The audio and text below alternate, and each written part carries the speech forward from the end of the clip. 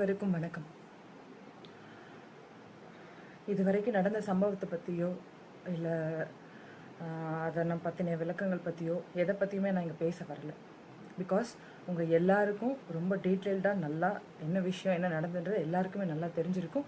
நீங்கள் எல்லோரும் பார்த்துருப்பீங்க, படிச்சிருப்பீங்க, நிறைய ஷேர்ஸ் பண்ணிருப்பீங்க. So you are all people know everything. என் அம்மா இந்த மாதிரி எனக்கு ஒரு சம்பவம் நடந்தது. இந்த சம்பவத்துக்கு அப்புறம் என்னோட அம்மா, நீ ஃபேஸ்புக், வாட்ஸ்அப், மற்றபடி எந்த ஒரு சோஷியல் மீடியாவுக்குமே இனிமேல் போகக்கூடாதுன்னு சொன்னாங்க. நான் எங்கள் அம்மா கிட்ட கேட்டேன், ஏன் என்ன அப்படி சொல்கிறீங்க? நான் ஏன் போகக்கூடாது? நான் என்ன தப்பு செஞ்சேன்? நீ போகக்கூடாதுன்னா போகக்கூடாது தான் அப்படின்றது மட்டும் சொன்னாங்க. பட் நான் என் அம்மா கிட்ட தயவாக நான் மன்னிப்பு கேட்டுக்கிட்டேன். காரணம், அம்மா நான் போகலைன்னா, நான் ஃபேஸ்புக் நீங்கள் சொல்கிற மாதிரியான சோஷியல் மீடியாவுக்கு போகலைன்னா இது கண்டிப்பாக வேறு விதமான பிரச்சனைகளை கொண்டு வரும். அந்த நியூஸ் உண்மை, அவள் அப்படியே அமைதியாக இருக்கா, ஸோ கண்டிப்பாக அது உண்மை.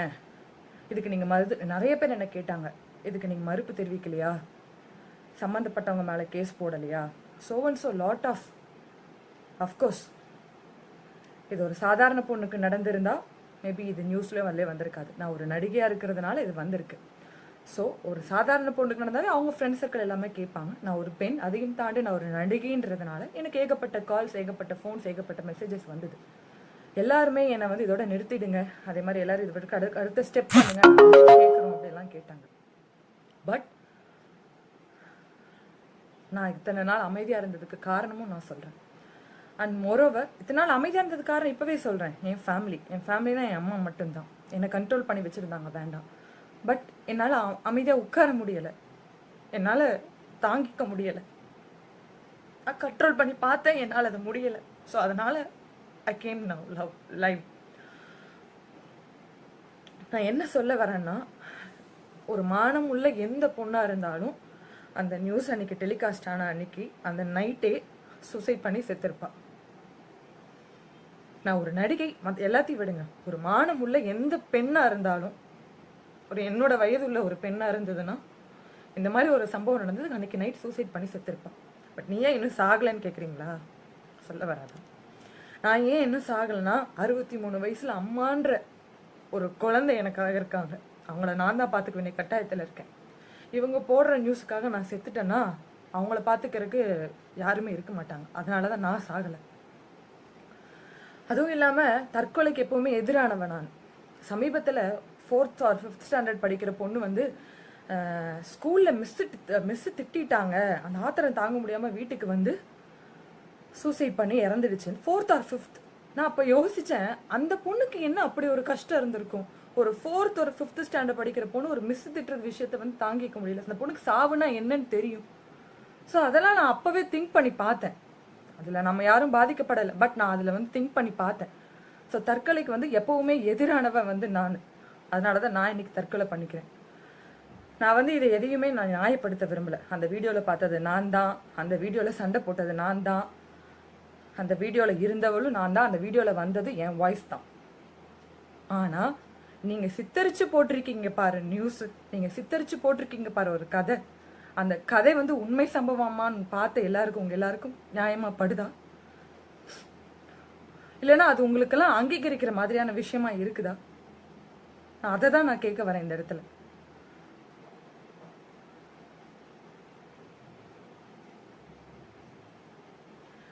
என்னால் இதை சத்தியமா ஏத்துக்கவே முடியல.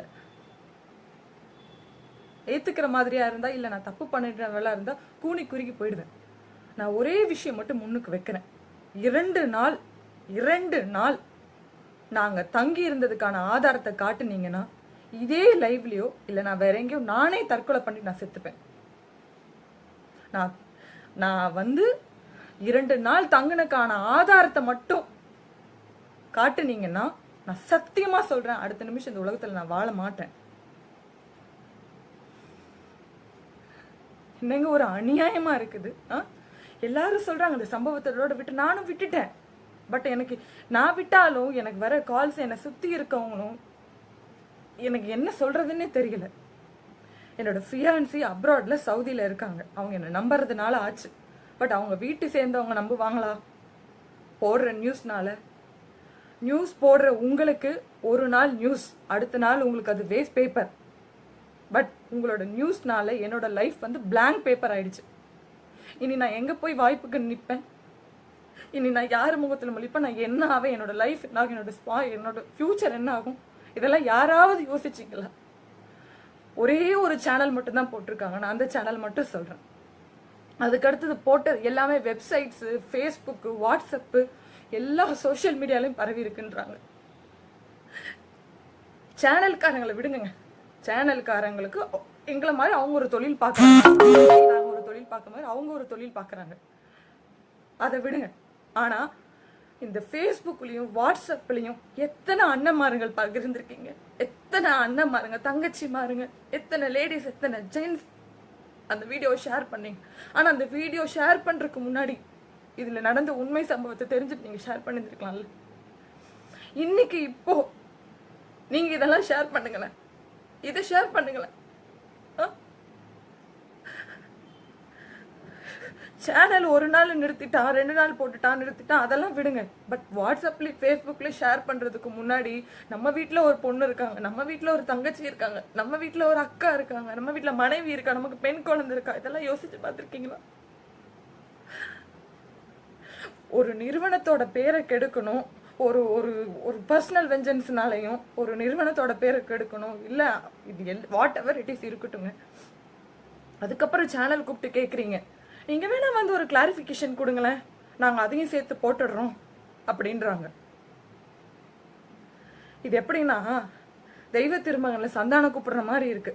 வாங்கல ஒரு கப்பு காஃபி குடிச்சிட்டு போலாம், வேணா டீ காஃபி குடிச்சா இந்த விஷயம். இந்த விஷயத்துல சம்பந்தப்பட்ட நிறுவனம், நானு, அந்த சம்பந்தப்பட்ட வயதானவர், அவங்க குடும்பம், என் குடும்பம், உங்களோட தொலைக்காட்சி எல்லாமே இருக்கு இல்லையா? இதே நீங்க இப்போ என் போட்டு முடிச்சு எல்லாம் ஸ்ப்ரெட் பண்ணி விட்டதுக்கு அப்புறம் கிளாரிஃபிகேஷன் கூப்பிடுற நீங்க இந்த வீடியோ போடுறதுக்கு முன்னாடி அந்த நிறுவனத்தை தொடர்பு கொண்டு கேட்டீங்களா? இப்படி ஒரு விஷயம் இருக்குதா, அவங்க உங்க இதுல வேலை பாக்குறாங்களா, கன்ஃபர்மேஷன் கேட்டீங்களா? சம்பந்தப்பட்ட எங்க 2 பேரை கேட்டீங்களா? இல்ல நாங்க சம்பந்தப்பட்ட 2 பேர் நாங்க யாராவது வந்து உங்க முன்னாடி நின்னோமா, எங்களோட வீடியோ எடுத்து போடுங்க, எங்களோட இதை கேளுங்கன்னு? நான் போனது ஒரு விஷயம், நடந்தது ஒரு விஷயம், நீங்க காட்டுறது ஒரு விஷயம், நீங்க சித்தரிக்கிறது ஒரு விஷயம். சத்தியத்துக்கு சொல்றேங்க, எங்க இருக்கு பெண் உரிமை, எங்க இருக்கு பெண்ணுக்கு சுதந்திரங்க? நான் ஒரு நடிகை, விடுங்க, எல்லா நடிகைகளும் நீங்க இவ்வளவுதான் சித்தரிப்பீங்க. உங்களால பாக்குற எல்லார் மத்தியில நடிகர்கள்லாம் இப்படிதான் பேர் வாங்கியாச்சு. அது மொத்த அனைத்து இதுல சம்பந்தப்பட்ட அனைவருக்கும் அதுக்கு நான் கை கூப்பி நன்றி தெரிவிக்கிறேன். சாக்கடை அள்ளி சாக்கடை கிளீன் பண்றவனுக்கு ஒரு தொழிலா, நாங்க போய் கேமரா முன்னாடி நின்று நாங்க நடிச்சுட்டு வந்தாலும் எங்களுக்கு ஒரு தொழில், உங்களுக்கு எல்லாம் ஒரு தொழில் மாதிரிதான் எங்களுக்கு ஒரு தொழில். இனி நான் இந்த தொழிலை வளர விட முடியாத அளவுக்கு பண்ணிருக்கீங்களே, இனி என்ன வேணும்? இதெல்லாம் என்னுடைய கோபமோ ஆத்திரமோ கிடையாது, ஆதங்கம், சத்தியமா ஒரு ஆதங்கம். நான் ஒரு தைரியம் இல்லாத பொண்ணா இருந்தா, இல்லை என்னை நம்பி எங்க அம்மா இல்லைன்னா நானும் என்னைக்கோ அதெல்லாம் முறுக்கு மாட்டிட்டு செத்துருவேன். ஆனா நான் அப்படி சாக மாட்டேன். அப்படி நான் செத்தாலும் அந்த உங்க சேனலுக்கோ இல்ல மத்தவங்களுக்கோ யாரெல்லாம் ஷேர் பண்ணீங்களோ, எந்தெந்த வெப்சைட்ஸ்ல நான் எவ்வளவு கேவலமானோன்னு சொன்னீங்களோ அதெல்லாம் உங்களுக்கு திருப்பி நியூஸ் ஆகும். என்னன்னு வரும்? இந்த சம்பவம் வந்து உண்மை, ஆதலால் மன உளைச்சலில் தற்கொலை செய்து கொண்டார்கள் அப்படின்னு வரும். நான் செய்யல, என் மேல தப்பு இல்லை, என் மேல எந்த குற்றமும் கிடையாது. எனக்கு அந்த 2 நாள் நான் தங்கி இருந்ததுக்கு நீங்க ப்ரூஃப் பண்ணுங்க, நான் அதே இடத்துல நான் சாக நான் ரெடி. அநியாயத்தின் உச்சகட்டமா இல்ல? ஒரு தைரியமான பொண்ணா இல்லாம இருந்தாலோ இல்ல வேற ஏதாவது மாதிரி உண்மையாவே அப்படி ஒரு நடக்கிற பொண்ணுங்களா இருந்தாவோ, வாட் எவர் இட் இஸ்ங்க, அது அவங்க பர்சனல். ஒரு பர்சனல்ல தேர்ட் பார்ட்டி ஒருத்தன் வீடியோ எடுத்து சீட் பண்ணி போடுறது வந்து எவ்வளவு ஒரு அசிங்கத்தன்மையான விஷயம் அது. இதனால என் சொந்த பந்தம் என்ன மதிக்க மாட்டாங்க, இதனால என்னுடைய ஃப்ரெண்ட்ஸ் என்ன ஆவாங்க, இதெல்லாம் ஏதாவது ஒன்று யோசிச்சு பாத்தீங்களா? எல்லாரையும் விடுங்க, சம்பந்தப்பட்ட ஒரு பெண் இதுல இருக்கால, அந்த பெண்ணுக்கிட்டயாவது நம்ம கன்ஃபர்மேஷன் கேட்போம். உங்களுக்கு ஏதாவது அது தோணுச்சா? என்னோட ஃபியூச்சர் என்ன ஆகும்? இனி நான் ஒரு டைரக்டர் முன்னாடி போய் நிக்க முடியுமா? சார் எனக்கு இந்த திறமை இருக்கு சார், எனக்கு வேலை கொடுங்க சார், நான் கேட்க முடியுமா? உன் திறமை ஏதோ ஊரே பேசுச்சேமா போமான்னுவாங்க. ஏங்க ஏன் இப்படிப்பட்ட பொண்ணுங்க வாழ்க்கையில விளையாடுறீங்க? நான் ரொம்ப மனசு உடைஞ்சிட்டேங்க, என்னால தாங்கிக்க முடியலங்க. நாள கூட அதுல தைரியமா இருக்கும். எத்தனையோ ஃப்ரெண்ட்ஸ் எனக்கு சொன்னாங்க, பட் மன உளைச்சலால நான் ஏதாவது பண்ணிடுவேனோன்ற ஒரு பயத்துல தான் நான் வந்து நிற்கிறேன். நான் பரவாயில்லைங்க, இந்த மாதிரி அப்பாவே பொண்ணுங்க எத்தனை பேர் லைஃப்ல விளையாண்டுட்டு இருக்கீங்க. விஜயகாந்த் சார் மாதிரி கேட்கிறேன் நானும். அதுல அவரை மாதிரி துப்பணுமா? பிரஸ் ஆகி நீங்க தான் அப்ப மக்களுக்கு முதல்ல சமூக விரோதியா இருக்கீங்க. இது நான் எல்லா பிரஸையும் சொல்லல, உடனே அதுக்கு ஒரு 10 பேர் கிளம்பி வருவீங்க. இது நான் எந்த பிரஸ் எல்லா பிரஸையும் சொல்லல, எந்த மீடியா சொல்லல. யார் இவ்வளவு கேவலமான விஷயங்களை வந்து மக்கள் மத்தியில ஃபார்வர்ட் பண்ணிட்டு இருக்காங்களோ அவங்களுக்கு மட்டும்தான் இந்த வீடியோ. இதுக்கு அடுத்து எனக்கு நான் ஒரு அறிக்கை கொடுத்ததோட நான் நிறுத்திட்டேன். இது நான் ஒரு அறிக்கை கொடுத்ததோட நான் நிறுத்திட்டேன். இதுக்கப்புறம் நான் எனக்கு 6-7 சேனல் என்னோட சங்கத்து மூலியமா வந்து எனக்கு இன்டர்வியூ கொடுக்குறீங்களான்னு கேட்டாங்க. பட் நான் பண்ணல. எங்க அம்மாவோட பயம் ஜாஸ்தி ஆயிடுச்சு. எங்க அம்மா பயத்தினாலையும் எங்க அம்மா கஷ்டப்பட இந்த அளவுக்கு இவ்வளவும் பொறுமையா இருக்கு. என்னோட வேண்டுகோள்லாம் ஒண்ணுதான். நான் இந்த சேனலுக்கு என்ன எல்லாரும் கேட்டாங்க, கேஸ் போடல, அதை போடல, இதை போடல. எனக்கு எந்த வித சப்போர்ட்டும் கிடையாதுங்க. நான் ஓப்பனா சொல்றேன். எனக்கு எங்க வீட்டில் வந்துட்டு ஒரு கேஸ் போட்டு எடுத்து நடத்துறதுக்கு வருமானமுங்களோ பார்க்கறதுக்கோ ஒரு வருமான வசதியோ ஒரு பொருளாதார வசதியெல்லாம் நார்மல் ஃபேமிலி தான் நாங்க. என்ன கூட வந்து எடுத்து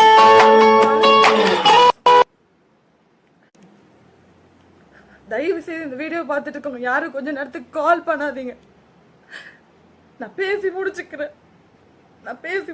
யாரும் தயவு செய்து கால் பண்ணாதீங்க. எனக்கு கால் வரனால என் வீடியோ கட் ஆகுது. 6-7 சேனல் என்ன வந்து நீங்க மறுப்பு தெரியுங்க. எதுக்குங்க அவங்களுக்கு ஒரு டிஆர்பி ஏத்துறக்கா? வேணாங்க, சத்தியத்துக்கு சொல்றேங்க. தெரிஞ்சவன் தெரியாதவன் ஆகாதவன் எல்லாரும் இதுல வந்து சம்பந்தப்பட்டு என்ன அசிங்கப்படுத்துறாங்க.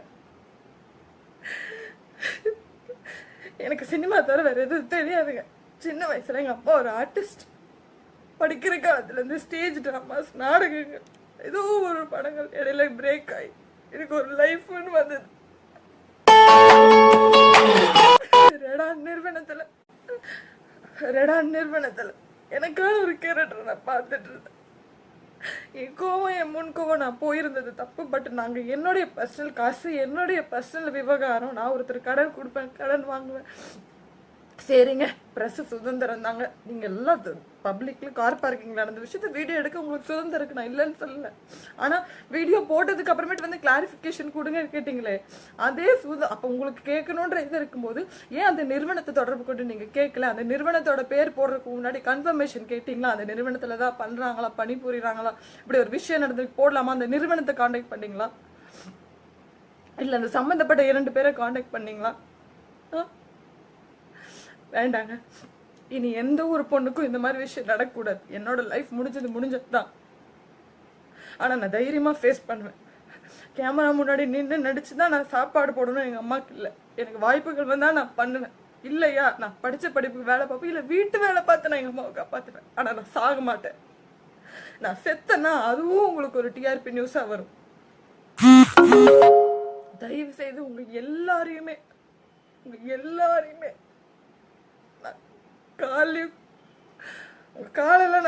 உங்க கையை நான் காலா நினைச்சு கேட்கிறேன், தொட்டு கும்பிட்டு கேட்கிறேன். இனி எந்த பொண்ணு வாழ்க்கையில விளையாடாதீங்க. இந்த வீடியோவை பார்த்து இதுக்கு முன்னாடி பார்த்த வீடியோவை ஷேர் பண்ண எந்த அண்ணன்மார்கள், தம்பிமார்கள், நண்பர்கள், விரோதிகள் யாரெல்லாம் ஷேர் பண்ணீங்களோ இதையும் சேர்த்து ஷேர் பண்ணுங்க. ஏன்னா சேனல் கூட 1 நாள் 2 நாள்ல போட்டு முடிச்சுட்டாங்கன்னாங்க. ஆனா சோசியல் மீடியால தான் வைரலா பரவச்சுனாங்க. இந்த வீடியோ எந்தெந்த நபர்கள் ஷேர் பண்ணீங்களோ அவங்களுக்கு வீட்லயும் பெண்கள் இருக்காங்கல்ல, அண்ணன், தம்பி, தங்கச்சின்னு எத்தனை பேர் இருப்பீங்க, மனைவி, மக்கள்னு அவங்கவுங்க வீட்லயும் பொண்ணுங்க இருக்காங்கல்ல. தயவு செய்து அந்த பெண்களும் உங்களுக்கு ஒரு முக்கியத்துவமா உங்க வாழ்க்கையில இருக்காங்கன்னா என்னையும் உங்க குடும்பத்தை போனா நினைச்சு இந்த வீடியோ ஷேர் பண்ணுங்க. இன்னைக்கு எனக்கு இருக்கிற நிலைமை வந்து நிர்பயா அந்த ஆசிட் அட்டாக்ல லக்ஷ்மி அட்டாக் அந்த மாதிரியான ஒரு நிலைமையில தான் நான் நிக்கிறேன். ஓப்பனா சொல்றேன், மீடியா வந்து என்ன அந்த கேவலமா சித்தரிச்சுட்டீங்க. இதே மீடியால தான் இருக்கிறோன்றது வந்து மறந்துடுறீங்க. உண்மைகளை போடுங்க. உண்மை செய்ய எத்தனை கஷ்டமான விஷயங்கள், எத்தனை நாட்டுக்கு தேவையான விஷயங்கள், இதெல்லாம் விட்டுட்டு ஒரு பொண்ணோட வாழ்க்கையில விளையாடுறீங்களே, இதுல என்ன பிரயோஜனம்? அகைன் நான் அதுதான் சொல்றேன், உங்களுக்கு தேவை ஒரு நாள் நியூஸ், அது அடுத்த நாள் அது உங்களுக்கு வேஸ்ட் பேப்பர். பட் என்னோட லைஃப் லாங் எனக்கு பிளாங்க் பேப்பர் ஆக்கிட்டீங்க. இனி எனக்கு யார் வேலை கொடுப்பா? உங்க நியூஸ் சேனல்ல எனக்கு ஒரு வேலையாவது கொடுக்குறீங்களா?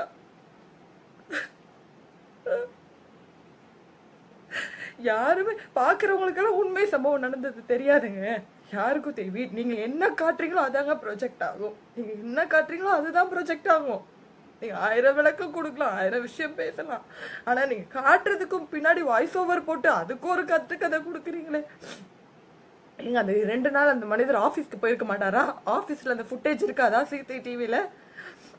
நான் அவங்க வீட்டுல 2 நாள் தங்கி இருந்தேன்ற ஆதாரத்துக்கு யோசிச்சு பாருங்க. இதை தவிர நான் வேற எதுவுமே பேசிக்க விரும்பலைங்க. நான் போல்டா இருப்பேன், நான் தைரியமா இருப்பேன். எனக்கு வாய்ப்பு வந்தாலும் நான் நடிப்பேன், வாய்ப்பு வரலனாலும் நான் எங்க அம்மாவை நான் சொன்ன மாதிரி நான் யாருக்கா சீனை பிடிங்கி திங்க மாட்டேன். நான் வேற எந்த தப்பான தொழிலும் பண்ண மாட்டேன். அதுக்கு பதிலா வீட்டுல நான் சம்பாதிப்பேன். என் அம்மாவை நான் என் அம்மா உயிரோட இருக்க வரைக்கும் நான் வாழ்ந்துதாங்க ஆகணும். ஏன்னா நான் கடமையில இருக்கேன். என்னோட அக்கா இருந்தாங்க, அவங்களும் இறந்துட்டாங்க. ஸோ அதனால என் அம்மா உயிரோட இருக்க வரைக்கும் நான் வாழ்ந்தாகணும். நீங்க 1000 நியூஸ் போடுங்க, நீங்க 1000 இது பண்ணுங்க, எனக்கு அதை பத்தி இனிமேல் என்ன கவலையும் கிடையாதுங்க. நான் தப்பானவன் கிடையாது. இதை நான் எங்க வேணாலும் ப்ரூஃப் பண்ணுவேன். அனைவருக்கும் நன்றி. என்னோட ரெக்வெஸ்ட் இதே ஒண்ணுதான். என் ஃபேஸ்புக் ஃப்ரெண்ட்ஸ் ஆகட்டும், இல்லை யார whoever it is, மனிதாபிமானம் இருந்ததுன்னா யாரெல்லாம் அந்த வீடியோவையும் ஷேர் பண்ணீங்களோ இந்த வீடியோவும் சேர்த்து ஷேர் பண்ணுங்க.